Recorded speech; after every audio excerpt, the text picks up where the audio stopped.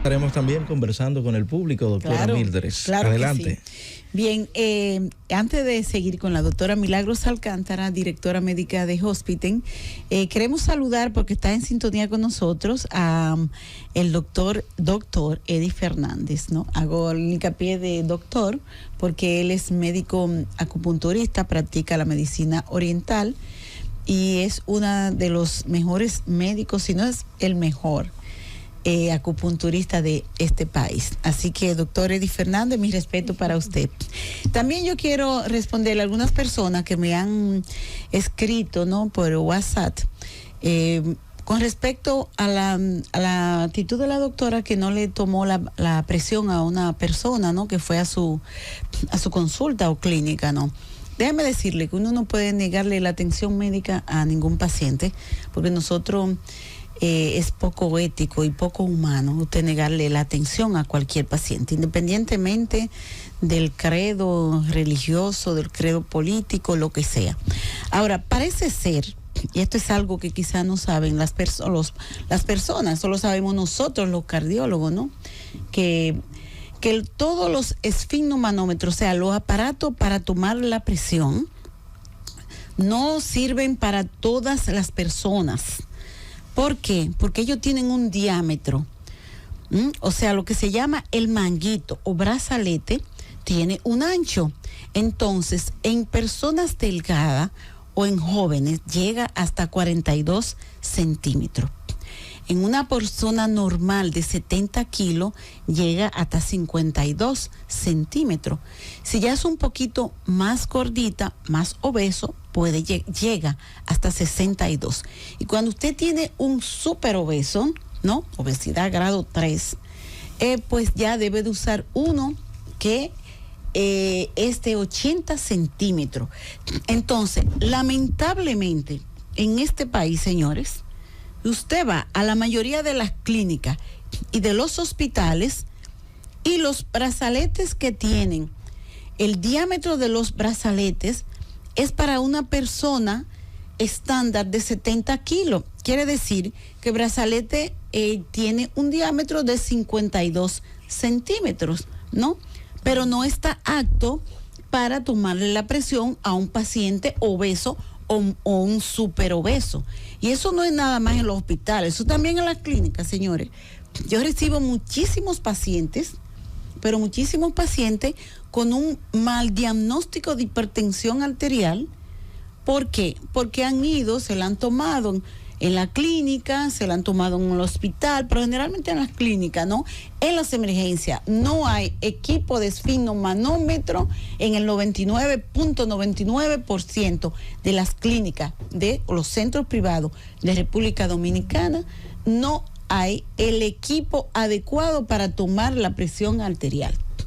Y esto es causa de diagnóstico inadecuado o errado de hipertensión arterial. O en su defecto, personas que son hipertensas y que entonces le hacen el diagnóstico de que está bien la presión. Yo he recibido pacientes y cuando tú tomas la presión, el paciente se siente mal y cuando te llega, no, entonces está en crisis hipertensiva. Entonces, la doctora, que no sé el nombre, pero lo importante es que ella tenía que haberle explicado bien a la paciente por qué no le tomaba la presión, porque quizá ella no usó las palabras adecuadas y la paciente se sintió que le estaban discriminando, ¿no? Pero es que en este país, señores, en los hospitales y en las clínicas lo que hay es un esfigmomanómetro estándar para una persona de 70 kilos. Entonces, lógicamente, no se le puede tomar la presión, o si se la toman, le dan errores. Entonces, esa es la causa que ella debió de explicarle para que la paciente, lógicamente, con toda razón, no se sintiera discriminada. Entonces, yo le exhorto, ¿no? Le exhorto a las clínicas, a los hospitales, que tienen que tener el equipo adecuado, porque la hipertensión arterial, en todos los registros que se han hecho en nuestro país, oscila, está por encima del 33%, del 30%, como es a nivel mundial. Entonces, un equipo que se debe de tener de manera adecuada, varios equipos, no solamente uno solo, y los médicos también. Yo, por ejemplo, en mi consultorio tengo 3. Tengo el estándar de 70 kilos, paciente estándar, para un obeso, súper obeso, y también tengo para una persona delgadita. Muy delgadita. O puede servir para niños también, pero como yo lo que veo es adulto, pero tengo 3 tipos para uno, como profesional, usted no estar incurriendo en un diagnóstico inadecuado o inapropiado o errado por un asunto técnico, porque eso es puramente técnico. Pero eso fue lo que pasó en Santiago, ¿no? Vamos a tomar algunas llamadas del público. Ya son las 11:39. Cualquier inquietud que usted tenga en torno al tema que se está tratando, usted puede realizarlo en este momento a través del 809-732-0101, 809-221-0101 y al 855-221-0101. Cualquier pregunta que usted tenga en torno al tema lo puede realizar. Buenas. Receta médica. Buenos días, aquí de Herrera. ¿Cómo está, doctora? ¿Cómo están ustedes dos ahí? Bien, gracias a Dios. Adelante. Doctora, mire, hable un poco, por favor, de estos jóvenes que ahora me van a coger la calle. Qué suerte esta manguera, doctora, porque los señores padres atiendan a sus hijos. Y las madres que lleven hijos pequeños, señores, atiendan a sus hijos. Salud de la vida, por favor. Orientación a los jóvenes en cuanto a la juca, dice el oyente. Bueno, yo le digo... No entendí el término de la manguera. De la manguera. Yo recibo muchos jóvenes en la consulta y entiendo ya todas las terminologías. Bueno, señores, la juca es un instrumento compartido por múltiples personas, donde a veces en nuestro país no se llevan el cuidado adecuado a la hora de los líquidos para hacer la combustión. Claro. Y comparten las boquillas. Pues yo siempre le exhorto a mis pacientes que ni eso ni los cigarrillos electrónicos, porque es preferir, yo le digo, elige el órgano con el que tú te quieres morir. ¿Te quieres morir? ¿Se puede? Claro, elegir. Coges el vape y es verdad, tal vez no te afecta tanto el pulmón en cuanto al cáncer y a la enfermedad pulmonar obstructiva crónica, que yo digo que esos son los premios de los fumadores. Sí. Pero te fastidia en cuanto a la incidencia de infecciones, en cuanto a la parte cerebrovascular, claro, y la cardiovascular, sumamente importante. Entonces elige de qué te vas a morir: de un cáncer de pulmón, de un problema cerebral, de un problema vascular periférico, tú eliges. Señores, no usen esos dispositivos que no son necesarios. Papá Dios no creó el cuerpo humano para estar entrando, claro, estas sustancias que son nocivas.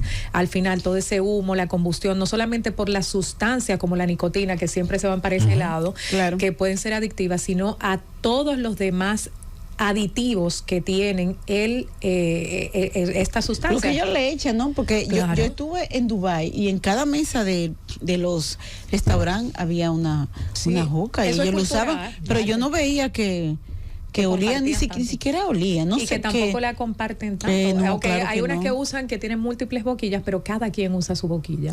Nosotros vemos que hay una que hacen caseras con la parte de abajo de las lámparas de esa que uno usaba antes, de trementina, de las lámparas, y cogen la misma boquilla, sí, y la comparten en una habitación. Oye, entonces ya usted sabe la cantidad de infecciones. No, y lo que despide ese líquido. Claro, ¿no? Y que están compartiendo. Porque es lo que tú dices, la salud, señores. Mire, la salud es un bien que no tiene precio. No tiene precio. Gregorio Marañón, ese humanista español y endocrinólogo, porque Gregorio Marañón era endocrinólogo, decía que la salud es una condición que solamente la valoramos cuando la perdemos. Y es cierto, a ti te duele una uña y eso es una razón para que tú te sientas mal, ¿no? Y quieras curarte. Entonces vamos a preservarlo. Vamos a preservar nuestra salud. Así es. Saludos, buenas. Buenos días, buenos días. ¿Quién nos habla y desde dónde? Sí. Habla Rafael. Adelante, Mira, Rafael. A propósito de la llamada de la señora con respecto a la manguera, como dijo ella, en mi comunidad donde yo vivo, hace unos días que vi un letrero donde venden estos instrumentos de fumar, vapor, qué sé yo. Entonces tienen un lema que dice: el vapor nunca muere, y yo estoy de acuerdo con el lema. Ahora, el que muere es el que lo usa. Claro. Gracias. Eso es cierto. Claro que sí. 809-732-0101, 809-221-0101 y al 855-221-0101. A propósito del tema que usted está tratando, doctora, en estas festividades, ¿aumenta el incremento de infecciones? Mira, asociado a las festividades de Semana Santa, no, pero ocurre algo muy particular con los pacientes envejecientes y es triste lo que voy a decir, porque muchas familias, y con justas razones, no juzgo a nadie, pero dejan a sus envejecientes en hogares de ancianos, en lugares donde hay hacinamiento, y pueden presentar cuadros infecciosos que luego de las festividades pues nosotros vemos o descuidan la atención de los pacientes porque nos vamos de viaje, se queda con una muchacha que baja la guardia, pero no hay directamente asociado, sino que hemos visto sí que hay un descuido en la atención, sobre todo en los pacientes envejecientes, porque los familiares, los dolientes se van, lo dejan por ahí y no hay una atención adecuada a esos pacientes, y entonces hay un incremento luego de la Semana Santa de esos pacientes en las unidades de cuidados intensivos por broncoaspiración, por muchísimas situaciones. En las instituciones que son responsables y que tienen buen manejo, se refuerzan en esta época justamente los servicios médicos. Primero porque hay un incremento indudablemente, y otra porque bajan la guardia en muchos de ellos, y ahí ocurren todas las catástrofes que ocurren, ¿no? Sí, lo Pero por eso tú ves que en los hospitales públicos se refuerzan las guardias. Lamentablemente para nosotros los médicos, porque nosotros siempre peleamos y decimos de todo, y que todo el mundo quiere irse a la pachanga, pero lamentablemente escogimos esta profesión y tenemos que aceptarlo. Y cuando toca. Buenas, claro saludos. Sí, ¿quién nos habla y desde dónde? Ramón de Trompita. Adelante, señor. Mire, para que le recuerden a la gente estos días, no está manejando, que lo cojan con chirichi, o sea, que lo cojan toda la manejación. Es mejor. Ahí es un espadín. La carretera, un paciente de un hospital. Sí. Bueno, invita a la gente a conducir. Ay, señores, tengan piedad de los médicos y de las enfermeras. Ya no, yo digo que tenemos que encaminar las campañas. No a que te cuide tú, cuídame a mí como médico y como enfermera, porque de verdad que no las vemos feas para estas festividades, sobre todo en los traumatológicos, donde llegan muchos pacientes accidentados. Señores, por favor, el año que viene hay otra Semana Santa y los años siguientes también, pero si usted se mató en el año que viene no va a haber más Semana Santa. Entonces, cuídense, por favor, vamos a ser prudentes, beban lo necesario, no para acabar en un hospital. O en una clínica, ¿no? Mira, exacto. A propósito de lo que dice la doctora, dos asuntitos. Llegan muchos pacientes descompensados después de la Semana Santa, porque hay muchos que precisamente, por ejemplo, un paciente con una situación infecciosa que se esté tomando antibióticos, digamos, debería, si quiere darse los acostumbrados traguitos en estos días, debería suspender los antibióticos. Mira, ay, qué pregunta. Muy buena, porque ahí yo siempre le digo a mi paciente, no me beba. Ok, radicalmente. Radicalmente, porque es cierto que no todos los antibióticos interactúan con el alcohol. Ajá. Pero hay un porcentaje importante de los antibióticos que sí interactúan con el alcohol, que pueden hacer menos efecto, que pueden hacer más efecto. Pero hay una línea de antibióticos, señores, que hacen un efecto antabuse gravísimo. ¿Qué es eso, doctora? Acuérdense que hablamos para el pueblo dominicano que no es médico, ¿no? ¿Qué es el efecto antabús? Para que lo entiendan, eso es un choque que ocurre en una enzima en el hígado, en el citocromo P450, donde choca ahí el antibiótico con el alcohol y el cuerpo no sabe cuál va a trabajar. Y hacen eventos que, gracias a Dios, hasta ahora en la literatura médica no están descritos como mortales, pero se pasa un buen susto. Porque hacen un equivalente a paro cardíaco y se llena el abdomen de gas. Yo en mi práctica he visto 2 casos de eso, y de verdad que por ingesta de alcohol, con antibióticos, sobre todo con el metronidazol.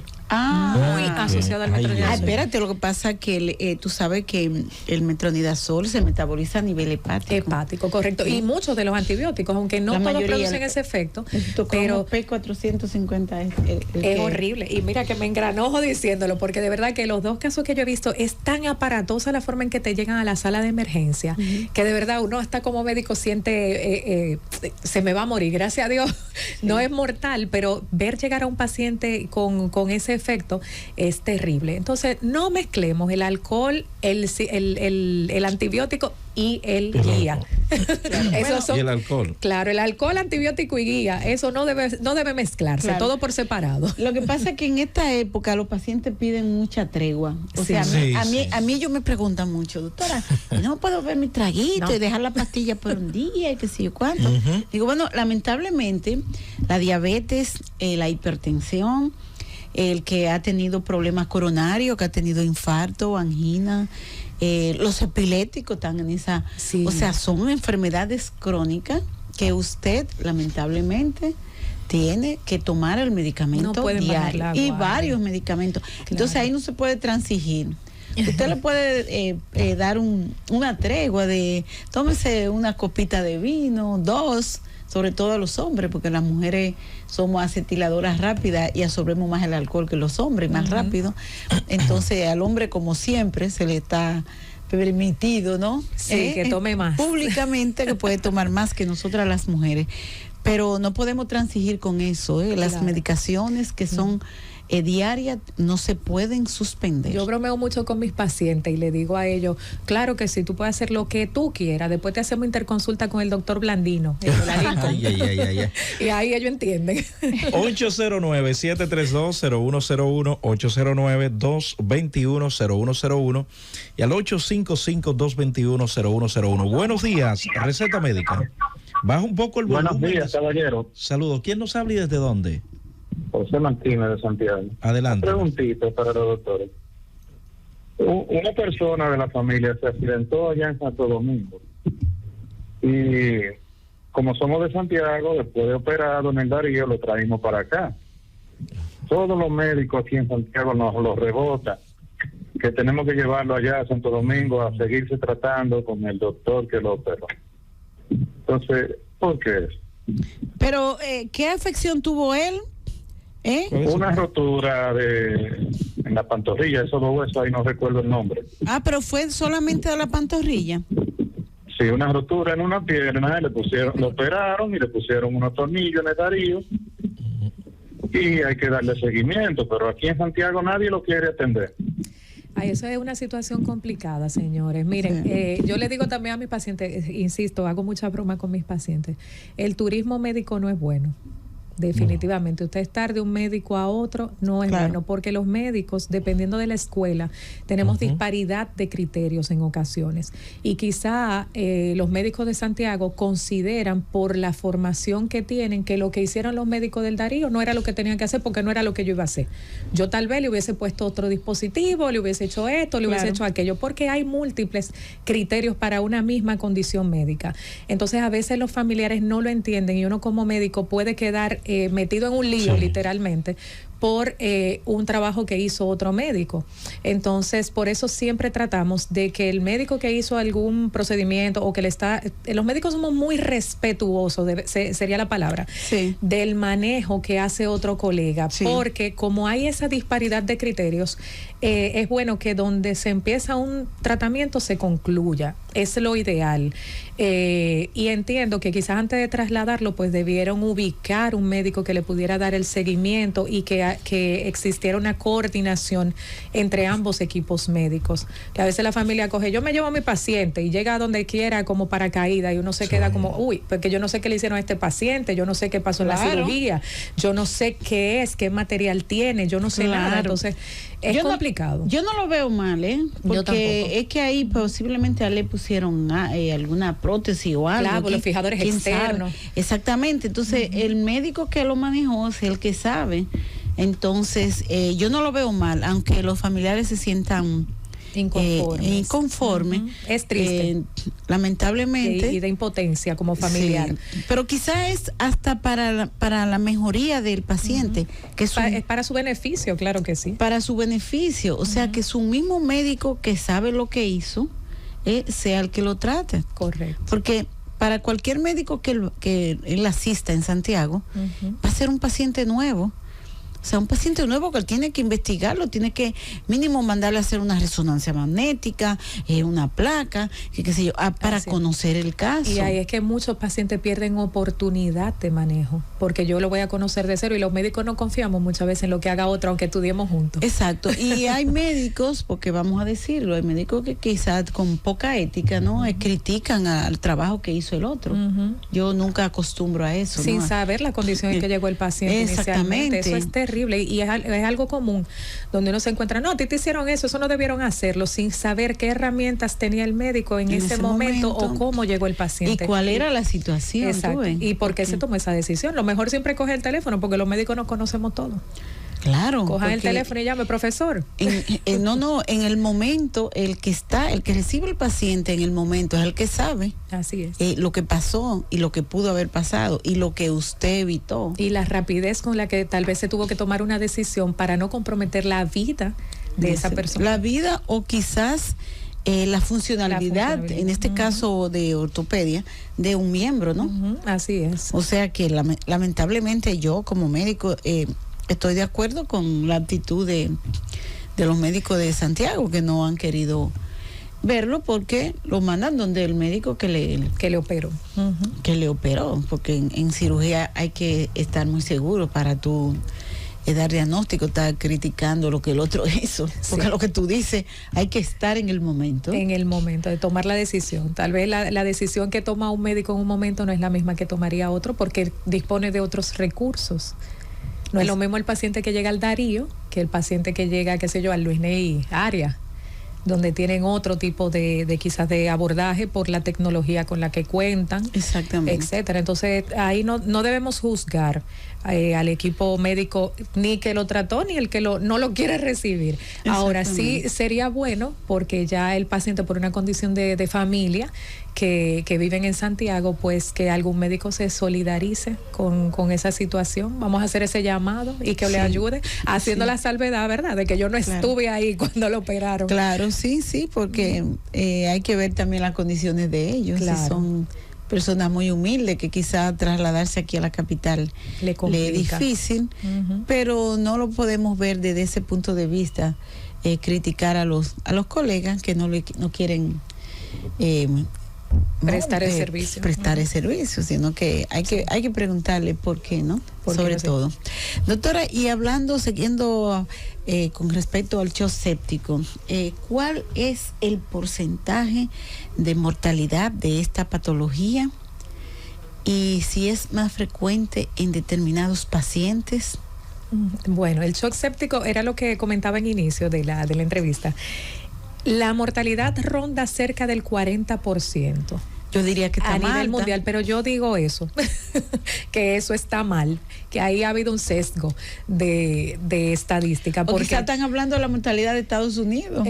Bueno, esa es la literatura mundial, 40%, pero hay muchas cosas que pueden dar al traste, y en eso la literatura médica es consistente, de que hay diferencias, porque hay pacientes que hacen shock séptico, y por eso es que viene el tema de que si la respuesta inflamatoria sistémica debería ir dentro de los criterios de sepsis y shock séptico. Pero bueno, esos son temas un poquito más complejos incluso para nosotros los médicos. Pero sí, actualmente la sitúan en un 40%, pero estamos hablando de que en las unidades de cuidado intensivo casi todo el paciente que llega a un shock séptico, sobre todo hay los pacientes que hacen el shock séptico refractario, que no responde a ninguna medida de las que hacemos. Yo he visto pacientes que no responden a nada. Yo he tenido pacientes que he querido hasta morderlo. A veces hacen algo. Y no hay forma, de verdad, que uno, Dios mío, ¿qué más yo puedo puedo ofrecerle a este ser humano, y que no responda a ninguna de las terapias teniendo buenos antibióticos, buenos líquidos, buen aporte de todo, y que es como que no le hicimos nada.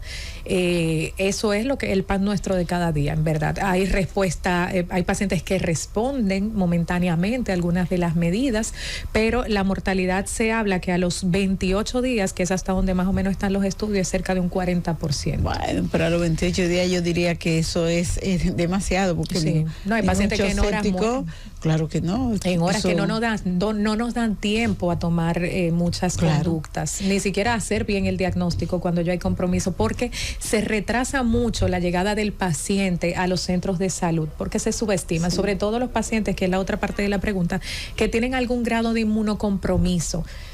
Sean, como hablábamos anteriormente, los pacientes con VIH, los pacientes trasplantados, los pacientes ancianos, los obesos, con cáncer, diabéticos. Porque los diabéticos, porque ya que tenemos un alto índice de diabéticos. Por lo mismo, la hiperglucemia inhibe la respuesta del sistema inmunológico. O sea, la azúcar alta, ¿no? La azúcar alta, correcto. Entonces, inhibe la respuesta de nuestro sistema inmunológico. Lo normal que pasa cuando una gente tiene una infección es que nosotros tenemos una serie, yo le digo a los pacientes, las Fuerzas Armadas. Tenemos varios policías adentro, tenemos al ejército, a la Fuerza Aérea, que son las diferentes células blancas, que cuando tenemos una infección por uno u otro microorganismo, pues ellas salen a responder y a defendernos. Entonces, el paciente diabético, el que es gordo, el que tiene cáncer, el que tiene trasplante, pues esa respuesta de los desnutridos, los viejitos, muy viejitos, pues ya no tienen esa respuesta de sus Fuerzas Armadas. Ya no tienen. O de la Policía Nacional. La policía o de la Fuerza Aérea.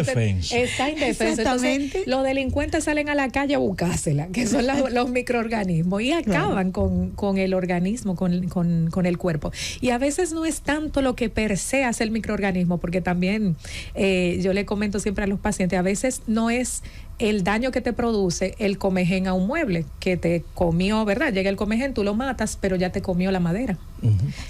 Pasa lo mismo en estos tipos de procesos, en el shock séptico.